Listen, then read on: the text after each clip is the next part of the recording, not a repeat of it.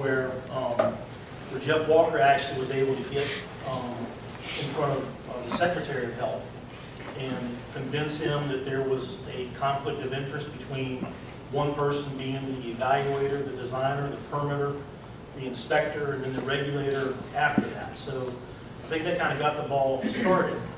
And then there were some other things to do with budget and whatever that made this come down from the Commissioner's office. So the bill really requires that the Health Department, not anybody else, but requires the Health Department to develop a plan for an orderly transition of soil and evaluation and design services to the private sector. There's 13 specific plan elements. We're going to kind of cover 4 basic groups of how the Health Department broke this down. They came up with a plan on how to direct these things, and the important part is that the plan is due back to the governor on November 15th. So the SHADE Act hasn't had any input into it for about a month now while staff finalizes their version. And then that version will go to the Commissioner's office, which I understand is 6 or 8 people in that office. Should be there early next month so they can be finalized and sent out. And this is a website where everything has been kept. So we talked about the vision was to shift the evaluation and design service to the private sector. And then the second thing was to kind of refocus the resources that VDH has into doing some other things. Probably more enforcement, more outreach, more supervision, those kind of things. There were 4 basic parts to the plan that were considered. Consumer protection was one of the big ones that came out from the patron of the bill. We want to make sure that as this transition occurred or after it occurred that the consumer was ultimately protected, that there's an orderly transition. Maybe an orderly transition means a drop dead date next July and then everybody starts doing it. Maybe it means something else. A review of what VDH would do internally. That would be both with processing applications and also internally what they would do with their resources if they weren't out digging holes and doing permits and those kind of things. And then the 4th thing, which is kind of the end of the line that maybe should have been the front of the line, is the creation of a repair fund. There's been some discussion about whether that repair fund would be solely for the hiring an AOSE or a PE to do a design or a repair for somebody who couldn't afford it, or whether that repair fund would go on toward actually funding the construction of the repair or the O&M after that. So those are the 4 broad topics. We're going to take those in order, and then we've got a little place for questions at the end of each one. This is a really hard slide to see. You'll never read it because of the way it was put up there, but just kind of an overview of the timeline of things that the staff's recommendation had in it. We don't know what's going to the Commissioner, but that's kind of the timeline, the 5-year timeline that was going out to the thing. The consumer protection recommendations, you're going to see a lot of recommendations in here, or a lot of comments. Those don't necessarily mean that they're in the staff's plan or in the final plan. It just means that those were things that were talked about. So the way this report was put together, hopefully, at least the last format we saw, but then we were told shortly after that it had to be in a completely different format because of the way things had to be formatted when they come out of a House bill. If there's a recommendation in there, there'll be an appendix that throws you back to the back that says, okay, this is the recommendation that came forward, but these are the other things that were talked about in the committee. So we may have talked about several things, or these subgroups may have talked about several things, but then the recommendations that actually came forward. The other thing is a process for a public body to arbitrate disputes. Are you going to create another board for that? Is there already an agency in VDH that does that? And I think this kind of gets down to the root of the question is that if Bruce does a design and it calls for Schedule 40 PVC headers, the contractor installs corrugated, and Bruce won't sign off on the design, but the corrugated meets the standards of the regs, who resolves that dispute? So that's at its simplest level what that dispute resolution might be. I guess now we can throw into that level 2 soil calls and who's going to resolve those disputes, since Jay and Eric and Steve won't be with us to help do that. These are just some costs that were came back from a survey, basically showing what property owners think they pay and what OSEs and PEs think they're charging. It's kind of interesting that the way I see this, the owners think they're paying less than we think we're charging. So maybe that's a good thing. We'll have to see. This is feedback that came from a lot of different places. There were emails to the committee, there were emails to me, there were emails to the health department, people spoke at public meetings or at the SHADAC meetings. The D4 license should include the responsibility of design. You can read all these. The disclosure sheet, that VDH needs to conduct a full resource assessment. That was brought up several times. And kind of what we found out going through the process, or the committee learned, is that you can't really conduct a formal resource assessment until you know what the plan says and what the implementation schedule is. And then maybe you can create a resource assessment for the plan, and maybe they could have created one before that. Take information out of charts that VDH can't do. There were some concerns that the questionnaire that went out was poorly phrased. It was done kind of quickly. This one was somebody doesn't like me. Need to eliminate the ability to wear multiple hats. Still don't like you either. So people should not be allowed 3 licenses. I have 4. Should a level 2 be required of any lot with a previous denial? Should a private sector provide carrier a set amount of liability insurance? A lot of these things got down to looking at the interaction, or what needs to be looked at is the interaction between the boards that regulate us and VDH. So, for me personally, it's kind of disheartening that they won't take a design from anybody who's not a licensed AOSC or PE, and that CO has to be on that thing with that. And they have the authority somehow between D4 and VDH to turn that away. But they will accept the installation by an unlicensed contractor. So where's the equity in that? So the biggest complaint, if you were at Valra and you were there with installers, the biggest complaint you heard from Charlottesville south to west was competition from unlicensed installers. They just can't compete with it. And so most of the work ended up being done by unlicensed installers. So those are really the consumer protection elements. Another thing that's kind of discussed a little bit later is that part of the protection may be that VDH does 100% construction inspections on wells and septic systems. At least if they don't do a level 2 on the soils, at least they'll be on the property at some point. There was some concern about dual inspections like we do in Loudon and Fairfax, getting everybody coordinated there. Well, maybe it's just that the installer notifies the health department that they're putting this system in over the next 3 days, and VDH has a chance to go out there and see it, during construction, but they're not actually conducting a construction inspection. So some of those things apply. Mike? Yes. When an unlicensed installer is putting in a system, is there a requirement for an inspection of any kind?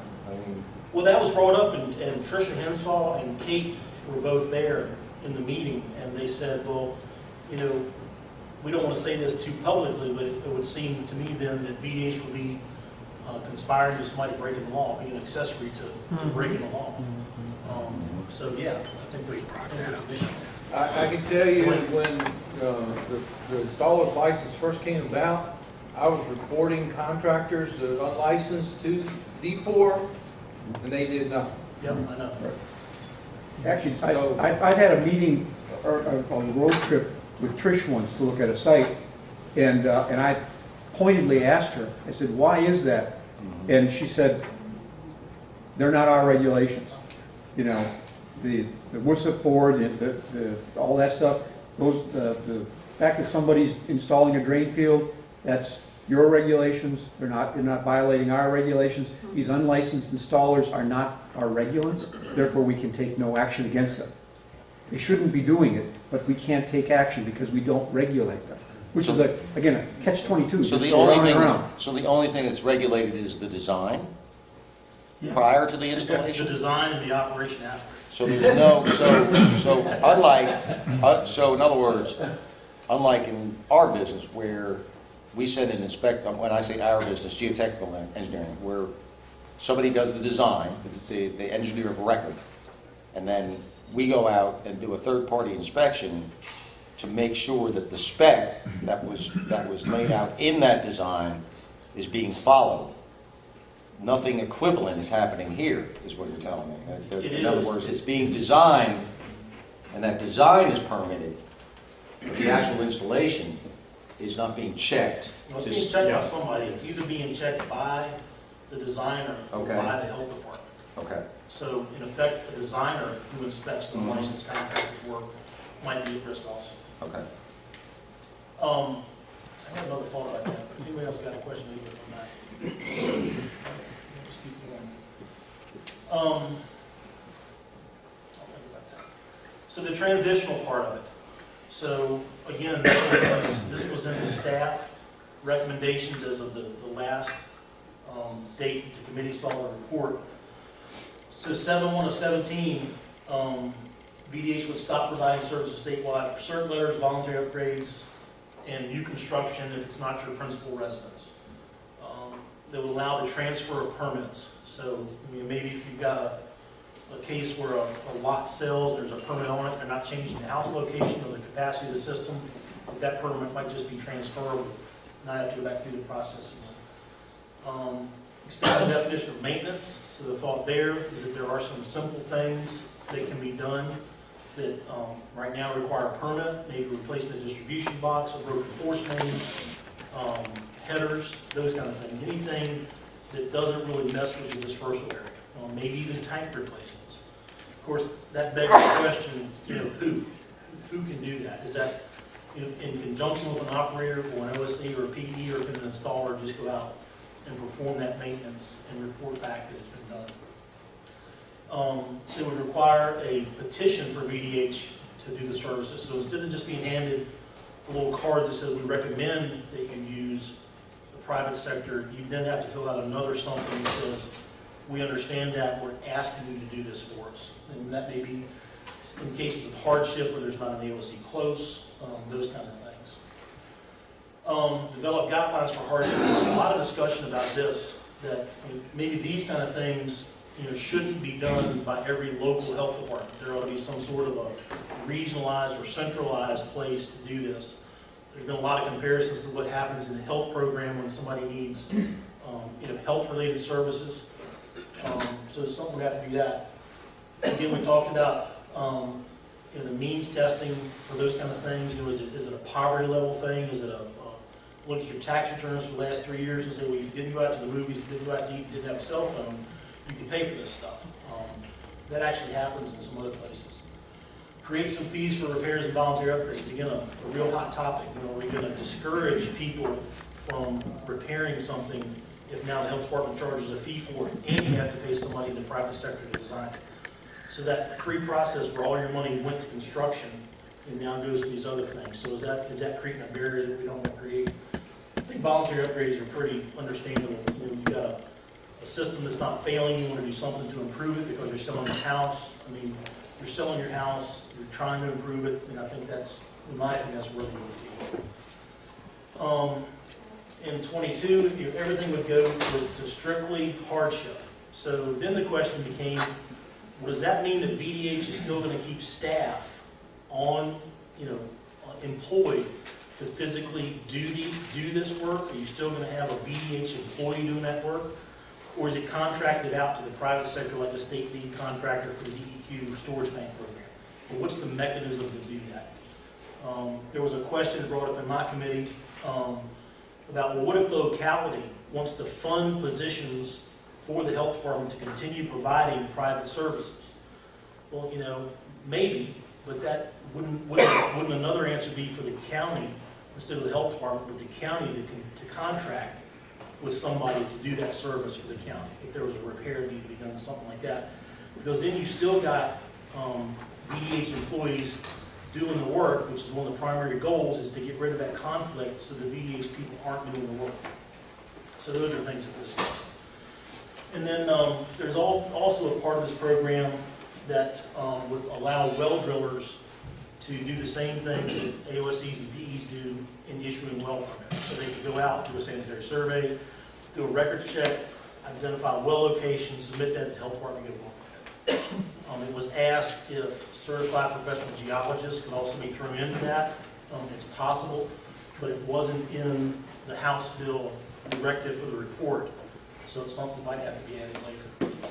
I know the one thing I wanted to say earlier when we started talking about the interaction between DPOR, the Health Department, and all those other boards is, you know, when this thing comes out, if this thing comes out, and we see what it looks like, if you look at it as a blank sheet of paper, then what things need to be created within DPOR to give us that opportunity to go regulate unregulated contractors. And so it's not just somebody complaining to the local Commonwealth's attorney to prosecute. What can be done? Can we do something where VDH just absolutely wouldn't accept that work? You know, somebody has to do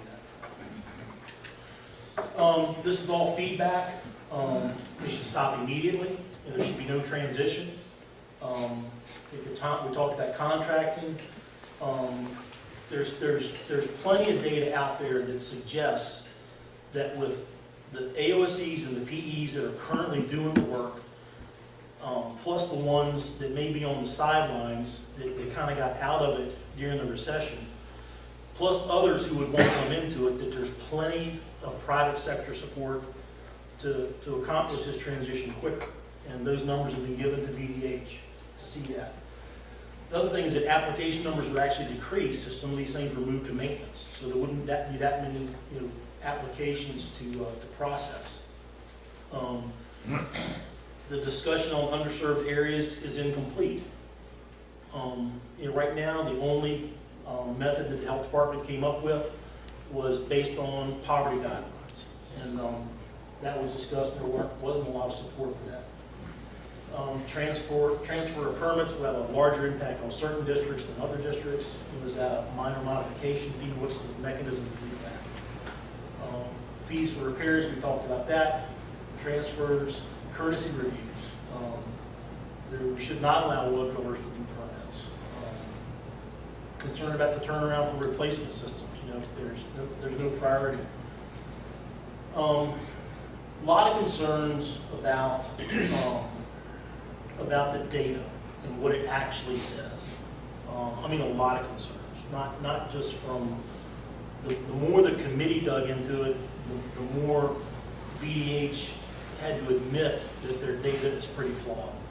When you've got, when Venus first came out, or whatever tracking system you were using, and you put in that it was a 1,500-gallon septic tank, or you put in a 1,500-gallon spect tank, you misspelled it, then that would show up as two different things in the database, and not as a septic system. But you had a septic system and a spectic system. So you take that across plastic distribution boxes and gravelless systems, and is it a Delta ATU, or is it an ATU, or is it a Clearstream ATU? I mean, just across that whole spectrum. And so we finally had a real heart-to-heart conversation one day, and they said, yeah, when we find these things, we get our vendor to create a robot to go in and look for those misspellings and recharacterize them. The net effect of that is we could run a report yesterday on the same parameters, and we could run it tomorrow, and if that robot had been working all night, we'd get completely different data. So it's a real mess, not to mention that every EHS I know hates what they have to put into that thing. I mean, they say that the way they have to enter soil profiles into that system is just brutal. It's just absolutely brutal. So obviously the data and how we handle data in the future, you know, is a really big deal in all of this. So that's the transition part. You know, I can't take any comments back to VDH. I can. If you email them to me, I'll certainly forward them on. Encourage you that if you've got comments, you send them directly, you know, to Dwayne or Alan. You can Bob or the commissioner. They'll all get to the right place. You know, what are your all's thoughts about the transition? The cookie's kicking in. Or is it the bread on the sandwich? Nothing? Okay. This is easy. Mike? Yes, sir. So what role would the health department, would they just be a bookkeeping as far as if when a private AOC issued the permit, would they still have to give a copy to the health department? or not even that. Well, that's interesting, Tom. I think that at a minimum, the health department thinks they still need to do a level 1 on every application. Now, eventually, could that mean that you're inputting your data into some sort of online system, and if all the boxes are checked, it spits out a permit? You know, that might be a level 1, that there's enough checking in the computer that your trench bottom and your water table have the proper standoff for a TL3 system, and you've got enough square footage, and then you do that. That may be one way to do it. I think for the time being, they're still talking about doing a level 1 paper review on everything, and I think Bill did say to try to do 10% level 2 reviews. Yeah. I think was the recommendation, to still try to keep doing 10% level 2 reviews, but then on the back end, they want to do 10% level 2 reviews on O&M inspections. So that would kind of be what they do. And then the 100% construction inspection, what does that mean? In that. Anybody else? Yeah, Tom? So during the construction inspection, would they look at the soil and say, well, that's not, I don't interpret the soil the way he did, and could they reject something at that point?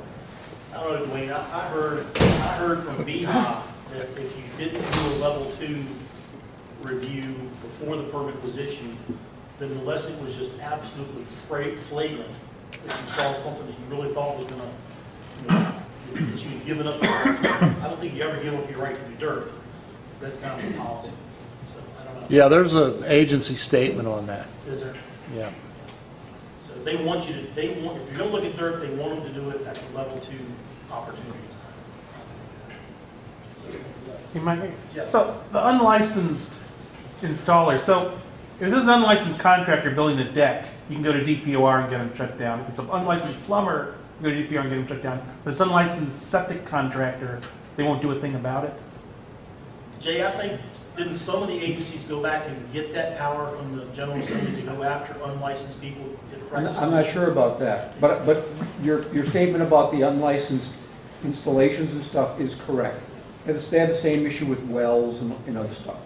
Yeah, it's not just septic, it's wells also. Oh, good. Well, as long as it's well. I think to me the question is kind of like, is it somebody that has a contractor's license through DPR that's installing septic systems that doesn't have the septic system installer license, or is it somebody that just owns a backhoe, doesn't have any license at all? Did that kind of come up? Or? Kind of where this really came up was the home builders sent language out to the health department that basically wanted a lot of the things that are in the required contract between a licensed contractor and a homeowner for an improvement on real property. So there are these 10 or 12 things that are required, disclosures, when the contract starts, when it stops, what the plans are, all those things are if you're doing business in Virginia, you're supposed to use these terms in your contract with a homeowner.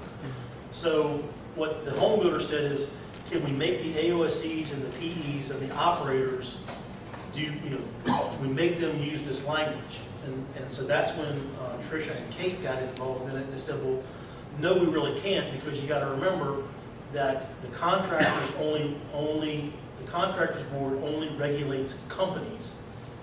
These boards regulate people. Now these people may have companies, but they're probably not required to have a contractor's license to do soil tests and designs for other people.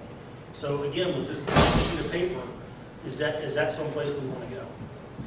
Was one of the comments. I would add a comment like Dwayne said, for many years, and we're talking really since the AOSE program came about, I go to meetings and I hear it over and over again where the health department said, we had some guy come in without a permit, drilled a well. He filed a complaint, and DPR really didn't take any action. Somebody did really bad work, flagrant violations of soils descriptions or designing a drain field or whatever. They would not take any action. So, again, eventually you get to the point, it's a lot of work to document this stuff, and so people just stop doing it. I think you may have a different perspective if a builder complaint or a citizen complain. But as far as another state agency, now, you don't, there's no action being taken. So there's a real disconnect in protecting public health there. Anybody else? Okay, internal procedures. Here's where we're talking about the 100% level 1 reviews, 10% level 2, notice of level 2's reviews, keep updating the QA manual, whatever that is, expand the definition of maintenance, transfer of permits, 100% inspections. It was also brought up about these 100% inspections that if VDH is going to do a construction inspection, okay, would any of you waive your right to do an inspection? What if it wasn't required? Yeah. So the example given is the architect and the PE, they design the house. The PE puts his seal on the roof trusses, but the county inspector is the one who inspects for compliance with those plans. So unless there's an issue, the PE and the architect never come back out to that site to see if their house was built correctly. It's not part of their jurisdiction. I guess that changes on larger commercial projects, Bob. I'm sure that changes on foundation inspections, that kind of stuff. But when physically the construction of the house, those guys rarely come back. So, maybe in some of these underserved areas, if you wanted to waive your inspection, and then we get back to the part, well, okay, is VDH going to inspect? Okay, so now are they going to say that if Bruce's Schedule 40 headers aren't there, that it fails? Because now they have to inspect to that design. They can't be inspecting to their own thing. If this is the design that was approved, this is the permit that was approved, how are you going to inspect it? The level of inspection, at least in the state of Virginia, varies generally at a county level. Right. And it all depends on whether, like if you look at a county like Loudoun County, let's say, where they have a facility standards manual that specifically that interfaces with their subdivision ordinance. Right. There, it's all laid out in black and white. This is what you must do. These are the inspections that have to be carried out. On the other hand, you go to, some other county, and you find out that they don't have anything like that in place. There is no subdivision ordinance per se. So it's completely, Bill county by told county. me about certain counties that you just turn in a piece of paper for your rain garden inspection. Those require 30 or 40 pictures. Right.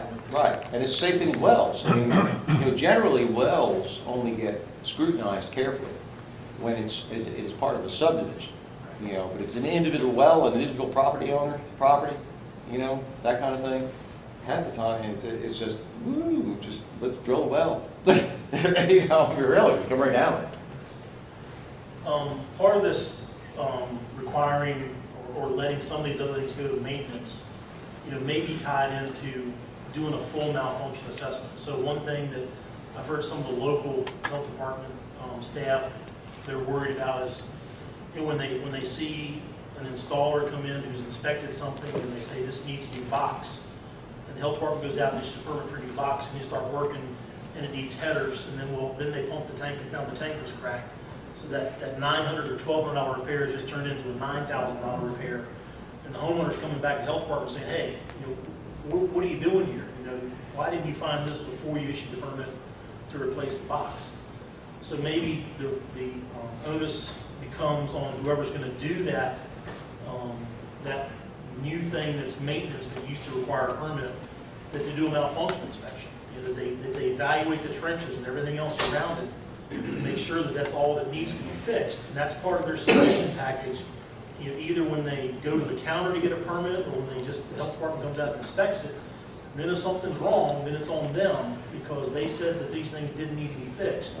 Now here's the health department inspecting, saying, well, putting in a box is not going to affect that effluent running down that bottom trench. So maybe this malfunction assessment becomes part of that process to move some of these things to maintenance. Other things, accept the application of payments online, talked about that. Electronic records. Some people at VHA said that they have sent their records off to be scanned and they've gotten lost. I don't know if that's true or not, but apparently some entire county's records is down in some prison somewhere. And may have gotten thrown in the shredder, I don't know. Trying to expand public outreach, expand the O&M and the 180 inspection to conventional systems. I mean, if why shouldn't we be out there in 180 days after a conventional system's installed, just to make sure things are okay and talk to them? Is that such a bad thing? Incorporate, these are some things that the health department wants to do. Incorporate sewage and water service program and community health assessments. I guess that's kind of going back to what Bob did in that watershed. What's the real picture here as to why we're getting contamination of this recreational water? Like you said, there was no inventory of what the septic systems were, so I mean, that would be the health department's role in doing that. Operation inspections, there still apparently is a huge problem with pumpers reporting pump outs. They're just not doing it. Resources would be, this was back to, if you have this income eligibility review thing at every local health department, just the resources to do that would be have.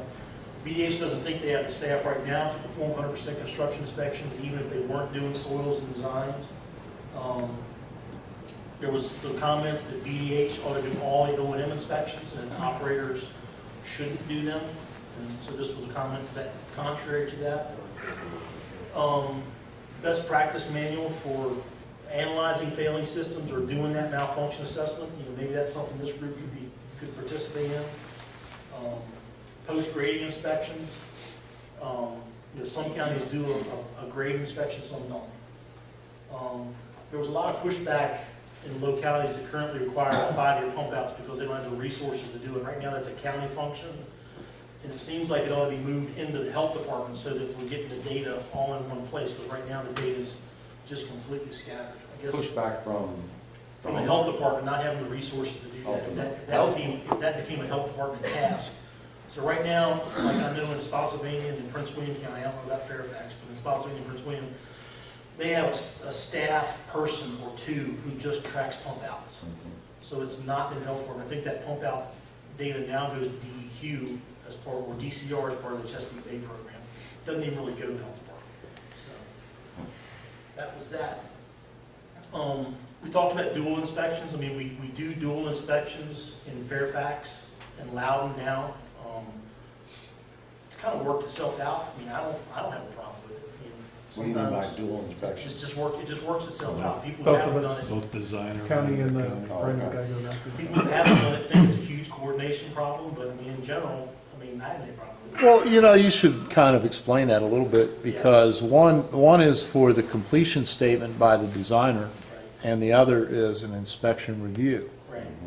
which are two different animals. Right. Yeah, the health department, where we are, tends to scrutinize the completion statement as much sometimes as the permit and the O&M. So it can be a 3 to 5 day process to get an OP issued after a completion statement, where it used to just be the contractor handing the inspector, his completion statement on staff, he'd go back and print the OP and be done with it. So that is a different process. A lot of EHSs are just concerned, and I guess rightfully so. What's their role going to be? I was hired and trained to do soils and design, and now I'm pretty much not going to be doing that. Some people thought the malfunction assessment wasn't useful.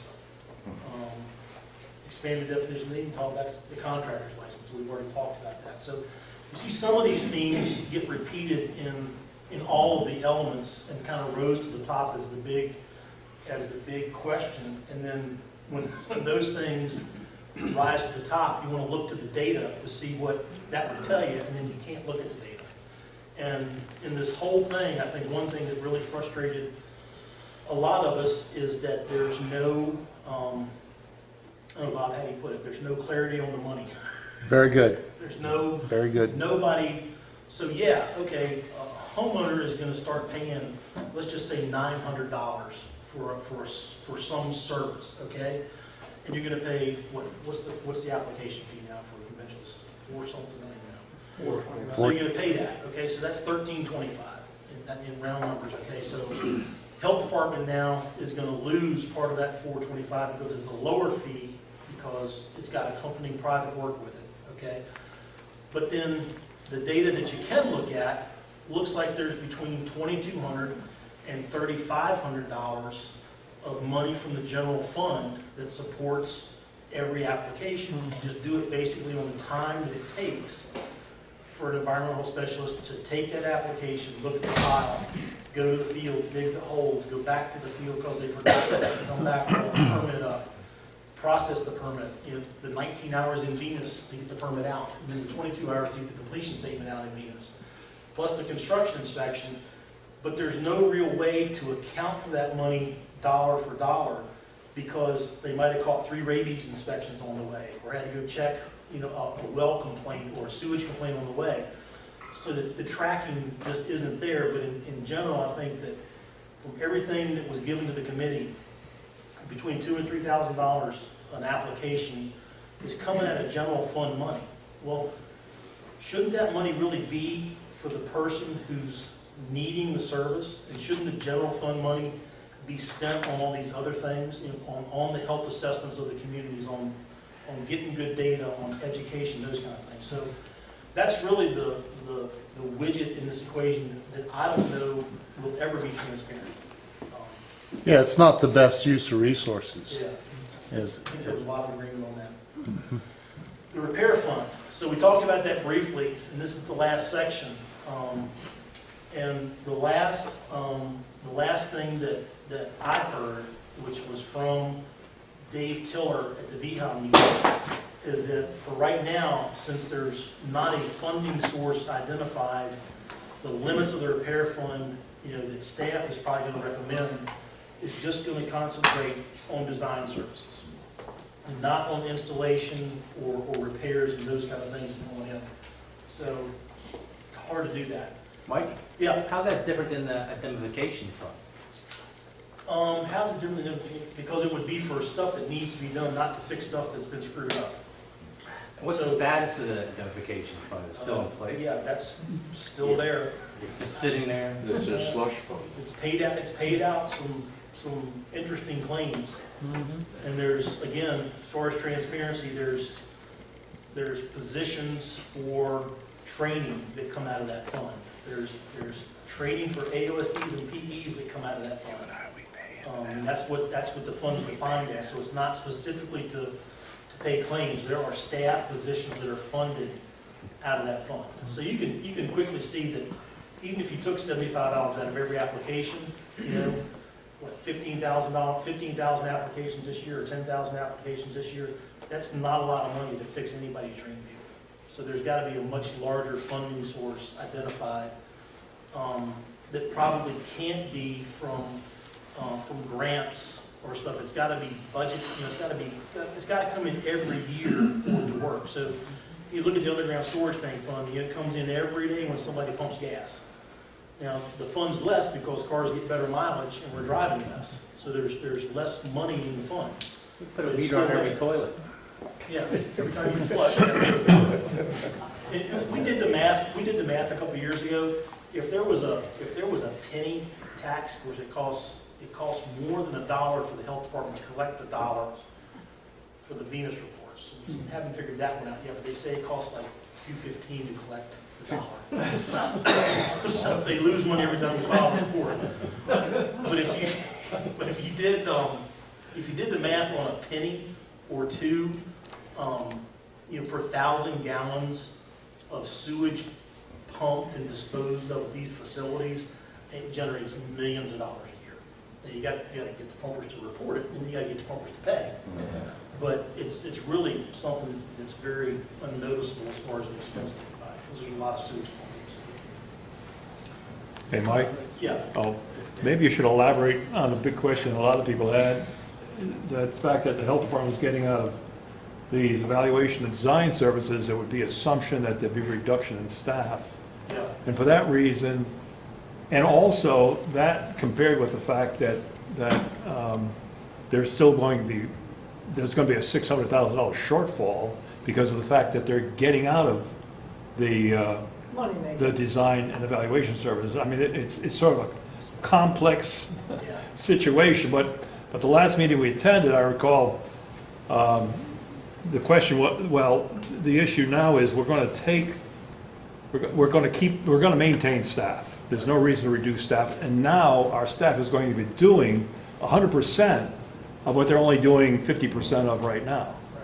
So I just think that whole concept is a little hard to understand sometimes, and it's something that people ask. Yeah, it is. One of the comments that came through, I don't think it made this presentation, was, is this entire report about the health department losing $663,000? Is that what the basis, is that what's driving this whole thing? And then, when that came out is when we started getting some data from Bob and Jeff Walker and some other people about, here's the backside of that money that nobody's talking about. And that spurred a conversation at the last meeting, or the second last meeting, where Alan Brewer said, you really can look at this in the form of hours or full-time employees and the percentage of time so you don't actually have to look at it in dollars, but what's the reallocation of these hours going to do? And maybe the money's the same, or maybe you're saving money because they're not spending 19 hours entering soil profiles in Venus. So that's the other side of the equation that's unclear. But anytime you take money away from a state agency, it's money being taken away. That's just the way they look at it. We talked about the funding source. It might be a result on using revolving loans, but that's not always there. I know there's a big push by the National On-Site Wastewater Recycling Association, or NAWRA. They've been to Washington for 2 years in a row, and they've said, hey, every year EPA, you give these zillions of dollars to the states, and 99% of that $1 zillion goes to big pipe sewer, and 1% goes to other things. Probably studies like the one that Bob did. That's probably where some of that grant money probably came from. But there's nothing that's going directly to on-site systems. So how do we shift that money that's already allocated every year, over to this side? Let's see. And that's the repair fund. That's the last element of that. Any more questions on the repair fund? Okay, somebody can just write a check and fund it. That'd be great. These are just general things that came back that didn't really fit within any of the 4 topic areas. There's a lot of discussion about who would come up with the standards of practice, or who should come up with the standards of practice for what AOSEs and DEs do. That should be the boards that regulate them. Maybe we should all be under the PE board, so there's one set of standards. Those kind of things. That it's a radical vision. And again, there's the whole issue about lost revenue. We talked about that. The report doesn't include the funding required for direct services, so that's that missing part of this. Okay, you're charging $425, but what does it really cost you to do that? Those numbers not there. Some of the data in the reports didn't match local data. They did make an effort during that time span to go back and cross-reference what was coming out of Venus with logs that some counties kept in Excel or whatever. And they found it to be pretty close, but it's still not perfect. Doing anything by July 1st of 2017 is unrealistic. Even that first part about switching things that are primarily private sector now, subdivisions, cert letters, those kind of things, that's unrealistic. Why are these changes preferred over other changes? Again, that's where you would go to the back of the report and kind of look at the appendix and the footnotes to see what other things were discussed. There's a lot of things to discuss. Yes, sir. So we're changing the model. Have any of the other states or even other countries gone through this change? Washington, yeah. The state of Washington has an example where even the professional engineers who design on-site systems have to be certified to design on-site systems. So that's that part of it. North Carolina is going through it right now. Although they still do all the designs. Yeah, they do. Yeah. North Carolina's basically getting a 163.6 exemption for engineers right now, to kind of circumvent that. I don't know if anybody knows any other states. I really don't. Well, there are a couple of states that it's part of the engineering program. Right. And it's a little bit like And that, I think maybe this is just, sounds too elementary or whatever, but it almost seems to me when it comes to standard practice, standard care, The people have the most experience establishing those standards is engineers. Since the OSEs are specifically exempted from the engineering license, that would, in my mind, that means that they fall under a practice of engineering, that they're being exempted of having a license in order to practice that art. So that seems to me to be where it should be. You know, if you're being exempted from that license, that means you're practicing within the scope of at least a limited sense of that license. You know what I mean? I think the scope and the paperwork that we have now, you know, came from the old paradigm of, well, if I'm a supervisor, Morgan, you're a specialist, and you're out in the field, well, whenever I want to, I can tag along and see what you're doing. And I can tell you, when you give me this paperwork, I know that you dug your holes here and there, and I know you've gone through this process, or if I see something on a permit before it's issued, I'm going to make you go back and show me your numbers and that kind of stuff. So we ended up with this, you know, 13-page submission instead of just saying, you know, water table's at 12, you know, rocks at 24. We're going in at 1 inch with a drip, and here's our square footage. I mean, that's really as simple as it needs to be. And then if there's a problem, you better have some paperwork back there to back it up. You better, if you ran some KSATs, great, that you did. But you know, why is VDH scrutinizing the KSAT on every hole? Is that really necessary? So it's kind of gotten pared down a little bit. But then it got pared down to the, you know, we got asked to do a full abbreviated design layout permit. And that kind of went away a couple of years ago when they added it to the soil evaluation form that you had no square footage for you installing your reserve. So, you know, things are still lingering out there. And there's, as everybody knows, there's just a huge lack of consistency from county to county. And we have different packages that we submit to every county. Because if we don't submit it like that and they don't see it that way, there's going to be questions. And I just want to get it approved. So, Jay. I just hang on what you were saying about some of this, you know, the variations and stuff like that. I just know I work in 36 different, or I worked in 36 different companies, and I'm adjusted. But part of it is like you would look at some of this, and people would ask me, and so you would talk about the inconsistency. There's a lot of inconsistency within the health department staff. I think there's a lot of inconsistency in the private consulting staff sector, and so you would wind up sort of saying packages are submitted, and it's like I just saw one just recently. Somebody just made a really nice description. You know, here's the matrix of the color, and here's a 10YR63, and that was it. It didn't say if it was lithochromic or it was readout. Well, that's a big difference. It's a big difference. Like, what kind of permit are you going to issue here? And so I kind of envision that you're going to probably have to have the health department with some background knowledge in order to be able to do the level ones at least. Or you wind up sort of saying, okay, this really isn't protecting public health and the environment because some stuff comes in, somebody missed something, you know, they didn't know it was a well over in the bushes, you know, the permit package is not valid, a lot of that stuff. Well, that's what I heard. That's what I heard last week at VHA was, how do you want me to do a level 2 O&M inspection if I don't know anything about a microfast? Right. What are you? Be glad to do it, but are you just asking to go out there and see if the alarms work and there's no sewage on the ground, or are you asking to check the sludge levels and take a DO reading and that kind of stuff? So, you know, how does the VDH employees' knowledge, skills, and abilities change, or does it change, you know, under this new paradigm? Last question, Bob.